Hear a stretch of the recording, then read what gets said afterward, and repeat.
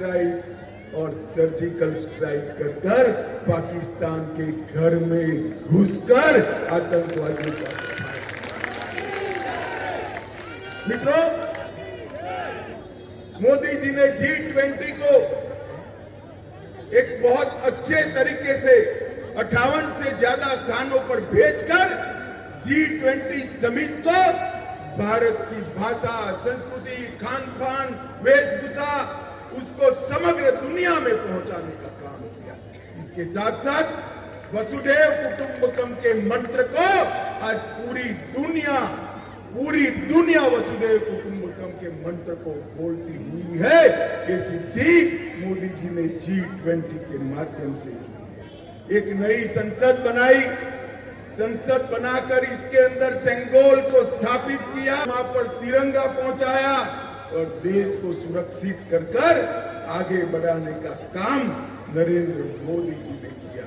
नरेंद्र मोदी जी ने न केवल भारत को गौरव दिया, भारत का विकास करने का भी काम किया है।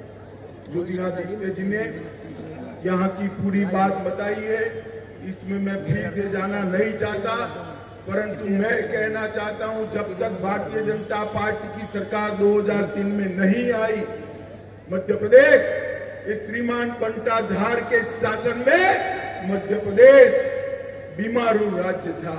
18 साल में हमारे मुख्यमंत्री शिवराज जी ने मध्य प्रदेश को बीमारू से बेमिसाल राज्य बनाने का काम भारतीय जनता पार्टी की सरकार, 23,100 करोड़ का बजट उसको बढ़ाकर 3,14,000 करोड़ तक ले गए। ST, SC, OBC का बजट 1,000 करोड़ का था, उसको 64 गुना बनाकर 64,400 करोड़ का किया। प्रति व्यक्ति आय 11,718 रुपया थी, उसको बढ़ाकर 1,40,000 तक ले जाने का काम भारतीय जनता पार्टी की सरकार ने किया। 5 लाख किलोमीटर के नए रोड बनाए, 71 लाख मैट्रिक टन गेहूं की खरीदी की और राशन के लाभार्थी परिवार 1,26,00,000 करने का काम ये भारतीय जनता पार्टी की सरकार ने किया। और 64 लाख यात्री आते थे, इसकी जगह अब मध्य प्रदेश में 9 करोड़ यात्री आते हैं।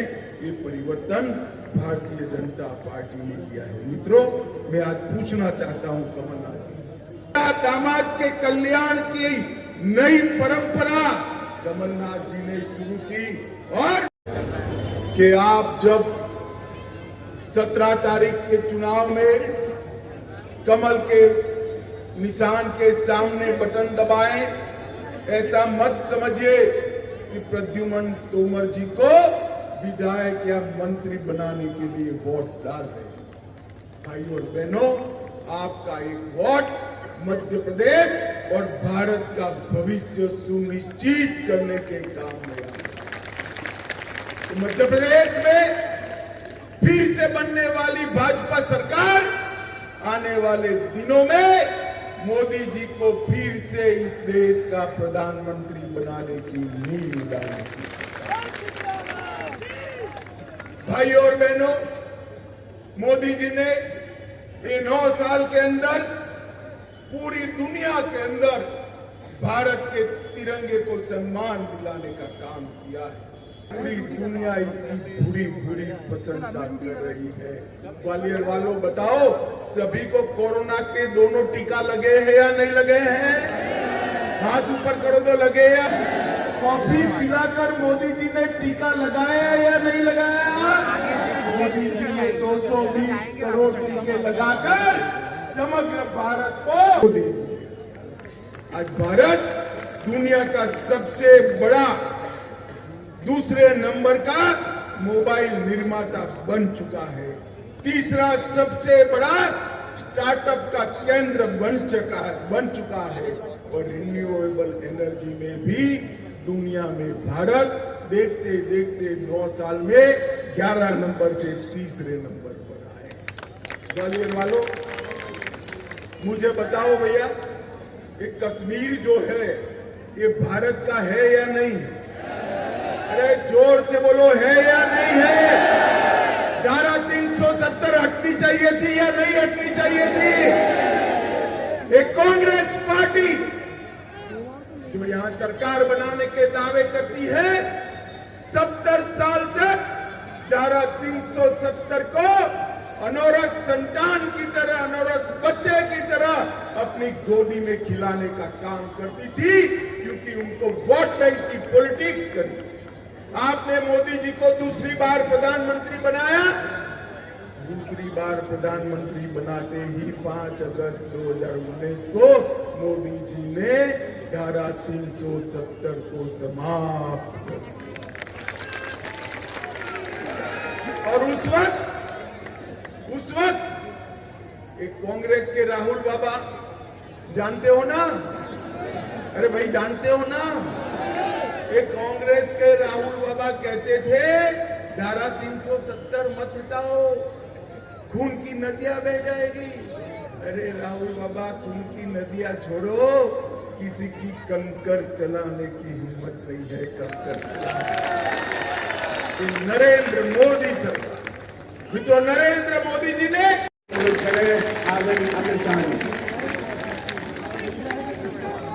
मोदी जी को फिर से प्रधानमंत्री बनाना है या नहीं बनाना है? मध्य प्रदेश में भाजपा सरकार बनानी है या नहीं बनानी है? तो ऐसी आवाज नहीं चलेगी भैया, दोनों हाथ प्रचंड आवाज से बोलिए, भारत माता की, भारत माता की। मंच पर उपस्थित उमर जी और आज इस ऐतिहासिक भूमि पर पधारे हुए भाइयों, बहनों, माताओं और मेरे जिगर के टुकड़े जैसे युवा मित्रों, आप सभी को नमस्कार। मित्रों, सबसे पहले ये ऐतिहासिक भूमि ग्वालियर को मैं प्रणाम कर मेरी बात की शुरुआत करना चाहता हूं। ये रूसी ग्वालियर संगीत सम्राट तानसेन, महादजी सिंधिया, उस्ताद अमजद अली खां, इस सभी महापुरुषों की ये भूमि है। और जहां तक भारतीय जनता पार्टी का सवाल है, एक ग्वालियर काशी से कम नहीं है, क्योंकि ये ग्वालियर श्रीमंत राजमाता साहब की भूमि है और हमारे पूर्व प्रधानमंत्री भारत रत्न अटल बिहारी वाजपेयी, यहीं से भारतीय जनसंघ और भारतीय जनता पार्टी के उदय की कहानी शुरू हुई। राजमाता साहब का वात्सल्यपूर्ण नेतृत्व सालों तक भारतीय जनता पार्टी के न केवल मध्य प्रदेश, समग्र देश के कार्यकर्ता को मातृशक्ति की तरफ प्रेरित करता रहा। और अटल जी ने यहीं से निकलकर देश भर में घूम कर पहली भारतीय जनता पार्टी की सरकार बनाई और भाजपा के पहले प्रधानमंत्री भी बने। माताओं, भाइयों, बहनों, अभी यूनेस्को ने ग्वालियर को सिटी ऑफ म्यूजियम का भी स्टेटस दिया है।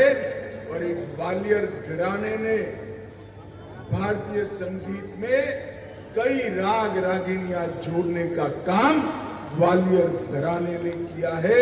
ये सभी कलाकारों को मैं आज प्रणाम करता हूं। मित्रों, आज ज्योतिरादित्य जी ने यहां पर ग्वालियर के विकास की ढेर सारी बातें की है, परंतु मैं आज तो ग्वालियर से ही निकल के रहा है मेरे भाई और बहनों। और जो प्रदुम्न ने आज कहा, ग्वालियर विकास और प्रगति के रास्ते पर सदैव अव्वल रहा, लेकिन आजादी के बाद जो 55 वर्ष कांग्रेस का शासनकाल रहा, 2003 तक आपका और हमारा ग्वालियर विकास से अवरुद्ध रहा है। 3 साल मध्य प्रदेश में भाजपा के शासनकाल को मिला, और अगर आप असलियत में देखो तो कोरोना काल का अगर आप भाग निकाल लो तो केवल 15 महीने भारतीय जनता पार्टी को मिली है। लेकिन उन 15 महीनों में आज मैं गर्व से कह सकता हूं, उन 15 महीनों में जो 55 साल कांग्रेस की सरकार ने नहीं किया, वो मेरे कमल के फूल की सरकार ने करके दिखा दिया। आदरणीय अमित शाह जी, अगर ग्वालियर में किसी बात की भूख है, अगर ग्वालियर में किसी बात की आशा और अभिलाषा है, तो ग्वालियर में विकास और प्रगति की आशा और अभिलाषा है। और वो जो सरकार आई थी 18 महीनों के लिए, उस समय प्रचार मजदूरों के लिए नहीं बनी, वो सरकार केवल एक जोड़ी के लिए बनी।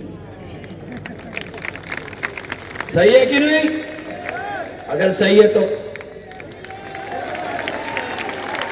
एक जोड़ी के लिए बनी। छोटे भाई, छोटे भाई,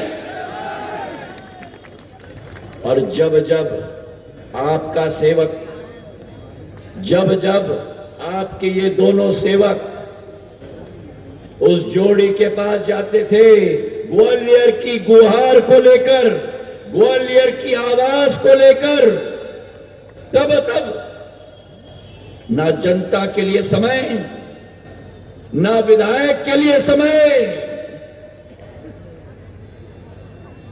ना मंत्री के लिए समय, जब जब ग्वालियर की गुहार को लेकर जाते थे,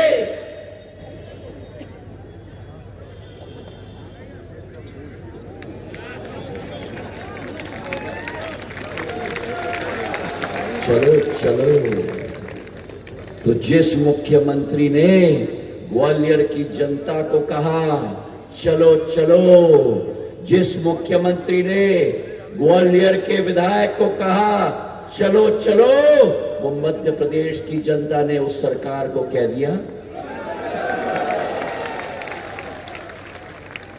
और आज मुझे गर्व है क्योंकि प्रधानमंत्री नरेंद्र मोदी जी और गृह मंत्री जी के आशीर्वाद से जो मध्य प्रदेश में सरकार बनी 15 महीनों की, 2 साल को अगर आप निकालो कोरोना काल की, उसका बैलेंस शीट मैं आपके समक्ष रखना चाहता हूं। आज मैं गर्व से कह सकता हूं कि हमारा ग्वालियर बदलता ग्वालियर, हमारा ग्वालियर बदलता ग्वालियर, हमारा ग्वालियर बदलता ग्वालियर, हमारा ग्वालियर विकसित ग्वालियर। 15 महीने 18 महीने के अल्प समय में, कोरोना काल में, चाहे नरेंद्र सिंह जी हो, पवैया जी हो, शेजवलकर साहब हो, प्रभात झा जी हो, मुख्यमंत्री जी हो, हम सब ने मिलकर, प्रद्युम्न सिंह तोमर हो, एक एक व्यक्ति ने मिलकर ग्वालियर का एक विकास का खाका बनाया है। और केवल खाका नहीं, हम आपके सामने 5G के साथ नहीं आ रहे, 5 गारंटी के साथ, 5G के साथ नहीं आ रहे, क्योंकि वो 5G वाले लोगों ने तो अपने कार्यकाल में 2G करके दिखा दिया है। जिन्होंने भ्रष्टाचार टेलीकॉम का 2G करवाया है, वो क्या 5 गारंटी देंगे? हम आए हैं आपके सामने, हमारे 3 साल के सरकार में ग्वालियर में एक भव्य एयरपोर्ट बन रहा है, जिसका शिलान्यास किसी और ने नहीं, हमारे देश के गृह मंत्री जी ने ग्वालियर में आकर 16 अक्टूबर को किया। और गृह मंत्री जी, हम आपको गारंटर के माह या जनवरी के माह में पूर्ण रूप से 500 करोड़ रुपए का हमारा हवाई अड्डा तैयार हो जाएगा 14 महीने के अंदर। जहां एक तरफ एयरपोर्ट बना, हमारा ग्वालियर बदलता ग्वालियर, हमारा ग्वालियर, हमारा ग्वालियर बदलता ग्वालियर, हमारा ग्वालियर विकसित ग्वालियर। जहां एक तरफ एयरपोर्ट बन रहा है, प्रधानमंत्री जी के आशीर्वाद से दूसरी तरफ भव्य नया रेलवे स्टेशन बन रहा है, जहां एयरपोर्ट बन रहा है, 500 करोड़ का रेलवे स्टेशन बन रहा है। तीसरे क्षेत्र में जिसने कल्पना किसी ने नहीं की, स्वर्ण रेखा नाला, वो नाला जो इतिहास में नाला होता था, उस नाले के ऊपर एक एलिवेटेड रिंग रोड 15 किलोमीटर का बन रहा है, 1300 करोड़ का मेरे भाई और बहनों। पहले किस्त में IIITM से महारानी लक्ष्मीबाई की समाधि स्थल तक और दूसरे किस्त में महारानी लक्ष्मीबाई के समाधि स्थल से गिरवाई पुलिस चौकी तक 28 एंट्री पॉइंट होंगे और 30 एग्जिट पॉइंट होंगे। हाईवे ग्वालियर के अंदर बनने जा रहा है मेरे भाई और बहनों। हमारा ग्वालियर, हमारा ग्वालियर, हमारा ग्वालियर, बदलता ग्वालियर, हमारा ग्वालियर। मंच पर हमारे साथ आसीन हमारे देश में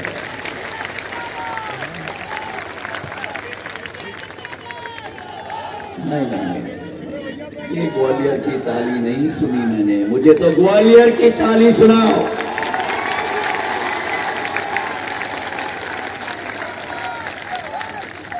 मंच पर आसीन हमारे प्रिय सांसद ग्वालियर की समस्त जनता जनार्दन जो इस मैदान में उपस्थित है और मेरे साथ में खड़ा हुआ प्रधानमंत्री नरेंद्र मोदी, पार्टी के अध्यक्ष नड्डा साहब के प्रत्याशी, मध्य प्रदेश के संयुक्त नेतृत्व के प्रत्याशी, एक एक कार्यकर्ता के प्रत्याशी और ग्वालियर के मेरे जन जन के प्रत्याशी प्रद्युम्न सिंह तोमर जी जो मेरे पास में खड़े हैं। हमारे गृह मंत्री जी का मैं स्वागत करना चाहता हूं। ऋषि गालब की तपस्वी की भूमि की पर और ऐसे गृह मंत्री जिन्होंने आजादी के बाद अगर भारत को पूर्ण रूप से सुरक्षित रखने का काम किसी गृह मंत्री ने किया हो सरदार पटेल जी के बाद, तो हमारे अमित शाह जी ने किया है मेरे भाई और बहनों। एक ऐसे गृह मंत्री जिन्होंने प्रधानमंत्री जी के नेतृत्व में कश्मीर को भारत का भिन्न अंग बनाने के लिए 370 रद्द करने का ऐतिहासिक कदम को लागू करने का काम किया मेरे भाई और बहनों। एक ऐसे गृह मंत्री जिनके नेतृत्व में ट्रिपल तलाक जैसा काला कानून रद्द करके मेरे महिलाओं को समान हक देने का कार्य प्रधानमंत्री जी के नेतृत्व में किया हो, और ऐसे गृह मंत्री का हम ग्वालियर की भूमि पर स्वागत करते हैं, तहे दिल से स्वागत करते हैं। मैं इसलिए भी स्वागत करता हूं व्यक्तिगत और भावनात्मक तौर पर, क्योंकि गृह मंत्री अमित शाह जी के नेतृत्व में उनका बर्दाश्त सदैव मेरे ऊपर रहा है और उसके लिए मैं उनका दिल से आभारी हूं। आज ग्वालियर की इस भूमि पर, इस ऐतिहासिक भूमि पर हम सब लोग उपस्थित हैं। ये ग्वालियर की भूमि इतिहास की समृद्धि है। ये ग्वालियर की भूमि संस्कृति का भंडार है। ये ग्वालियर की भूमि क्षमताओं का भंडार है। और इतिहास के किसी भी सदी को आप देख लो, इतिहास के पन्नों को पलट लो, अगर कहीं ना कहीं विकास और प्रगति का रास्ता, उपस्थित केंद्रीय मंत्री, हम सबके लाडले लोकप्रिय श्रीमंत ज्योतिरादित्य सिंधिया जी का भी अंगवस्त्र पहनाकर स्वागत करें। आदरणीय प्रद्युम्न जी भी स्वागत करें। सभी अतिथियों का, माननीय जयमान सिंह जी का, माननीय सांसद जी का, अध्यक्ष जी और प्रत्याशी स्वागत करें।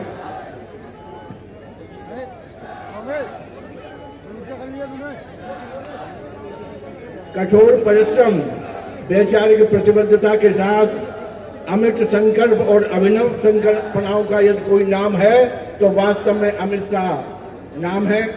मैं इस सभा को प्रारंभ करते हुए आदरणीय अभय चौधरी, लेकिन इस बात को मानने की आवश्यकता है कि ये विकास किया किसने? ये विकास कर्मयोगी नेतृत्व के द्वारा किया गया है। ये विकास की नई सौगातें भारतीय जनता पार्टी के द्वारा दी गई हैं। ये विकास आज चारों तरफा जो हमको दिख रहा है, एलिवेटेड रोड के रूप में, सिविल हॉस्पिटल के रोड के रूप में, नए प्रसूति गृह के रूप में, नए मनोरंजनालय पार्क के रूप में, नए औद्योगिक क्षेत्र के रूप में, अभी हमारे शर्मा फार्म के साइड में दिव्यांगों का एक विश्वविद्यालय निर्मित हो रहा है। नया अंतरराष्ट्रीय बस अड्डा का निर्माण हो रहा है।